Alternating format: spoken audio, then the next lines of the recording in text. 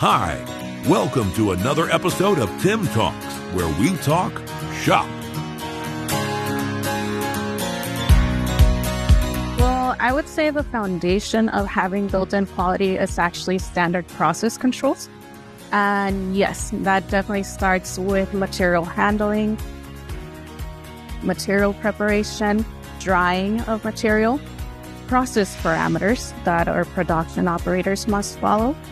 We have standard process for tooling or machines, preventative maintenance, calibration to ensure the integrity of our measuring equipment and our inspections. And it can also be statistical process controls, which are the way that we monitor the health of our processes. Until next time, thank you for joining another episode of Tim Talks, where we talk shop.